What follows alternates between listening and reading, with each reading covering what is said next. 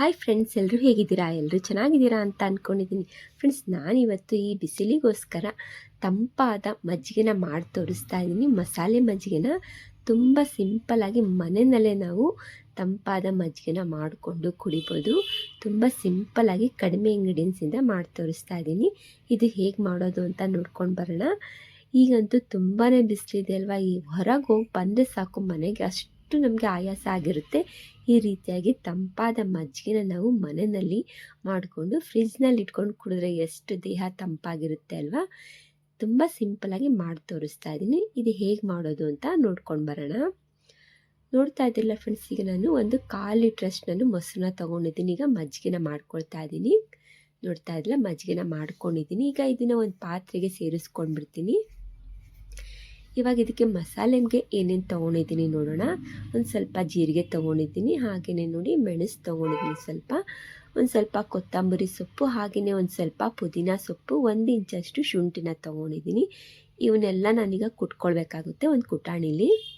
ಈಗ ಫಸ್ಟಿಗೆ ನಾನು ಜೀರಿಗೆ ಮತ್ತು ಮೆಣಸು ಇವೆರಡಷ್ಟೇ ನಾನು ಕುಟ್ಕೊಳ್ತೀನಿ ಕುಟಾಣಿ ಒಳಗೆ.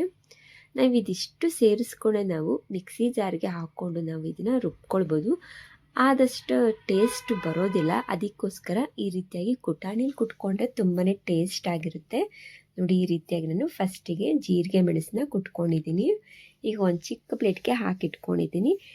ಈಗ ನಾನು ಅದೇ ಕುಟಾಣಿ ಒಳಗೆ ಕೊತ್ತಂಬರಿ ಸೊಪ್ಪು, ಪುದೀನ ಸೊಪ್ಪು, ಹಾಗೆಯೇ ಹಸಿ ಶುಂಠಿ ಇವನ್ನು ಕುಟ್ಕೊಳ್ತೀನಿ. ಇವಾಗ ನೋಡಿ, ಈ ರೀತಿಯಾಗಿ ನಾನು ಕುಟ್ಕೊಳ್ತಾ ಇದ್ದೀನಿ. ನೋಡಿ, ಸ್ವಲ್ಪ ತರಿ ಇದ್ರೂ ಪರವಾಗಿಲ್ಲ. ನೋಡಿ, ಇವೆಲ್ಲ ಕುಟ್ಕೊಂಡು ಈಗ ಅದೇ ಪ್ಲೇಟ್ಗೆ ಸೇರಿಸಿಟ್ಕೊಂಡಿದ್ದೀನಿ. ಈಗ ಇವನ್ನೆಲ್ಲನೂ ಕೂಡ ನಾನೀಗ ಮಜ್ಜಿಗೆನ ಮಾಡ್ಕೊಂಡಿದ್ದೆ ನೋಡಿ, ಅದರೊಳಗೆ ನಾನೀಗ ಹಾಕ್ಕೊಳ್ತೀನಿ. ಈಗ ಒಂದ್ಸಲಿ ಚೆನ್ನಾಗಿ ಮಿಕ್ಸ್ ಮಾಡ್ಕೊಳ್ಳೋಣ. ಈ ರೀತಿಯಾಗಿ ಮನೆಯಲ್ಲೇ ನಾವು ಎಷ್ಟು ತಂಪಾದ ಮಜ್ಜಿಗೆನ ಮಾಡ್ಕೊಳ್ಬೋದಲ್ಲ. ಇವಾಗ ರುಚಿಗೆ ತಕ್ಕಷ್ಟು ಉಪ್ಪನ್ನ ಕೂಡ ಸೇರಿಸ್ಕೊಳ್ಬೇಕಾಗುತ್ತೆ ನೋಡಿಕೊಂಡು. ನಾನು ಇದಕ್ಕೆ ನೋಡಿಕೊಂಡು 1 ಸ್ಪೂನಷ್ಟು ಉಪ್ಪನ್ನ ಹಾಕ್ಕೊಳ್ತಾ ಇದ್ದೀನಿ. ಈಗ ಇದನ್ನು ಕೂಡ ಒಂದ್ಸಲಿ ಮಿಕ್ಸ್ ಮಾಡ್ಕೊಳ್ಳೋಣ. ನೋಡಿದ್ರಲ್ಲ, ಎಷ್ಟು ಸಿಂಪಲ್ಲಾಗಿ ಮಸಾಲೆ ಮಜ್ಜಿಗೆನ ಮನೆಯಲ್ಲೇ ಯಾವ ರೀತಿಯಾಗಿ ತುಂಬಾ ಕಡಿಮೆ ಇಂಗ್ರೀಡಿಯೆಂಟ್ಸಿಂದ ಮಾಡ್ಕೊಳ್ಬೋದು ಅಂತ ನೋಡಿದ್ರಲ್ಲ. ಈಗ ನಾನು ಗ್ಲಾಸ್ಗೆ ಹಾಕಿ ತೋರಿಸ್ತೀನಿ ಹೇಗೆ ಬಂದಿದೆ ಅಂತ. ನೋಡಿ, ಹೇಗೆ ಬಂದಿದೆ ಅಂತ ನೀವು ಕಮೆಂಟ್ ಮಾಡಿ ಹೇಳಿ. ನೋಡಿ, ಎಷ್ಟು ಚೆನ್ನಾಗಿ ನಾವು ಮನೆಯಲ್ಲೇ ದೇಹ ತಂಪು ಮಾಡ್ಕೊಳ್ಬೋದು. ಮಸಾಲೆ ಮಜ್ಜಿಗೆನ ಮಾಡಿಕೊಂಡು ಕುಡಿಯೋದ್ರಿಂದ ಎಷ್ಟು ತಂಪಾಗಿರುತ್ತೆ ನೋಡಿ. ಈಗಂತೂ ತುಂಬಾ ಸೆಕೆ ಇದೆ, ತುಂಬಾ ಬಿಸಿಲಿದೆ ಅಲ್ಲ.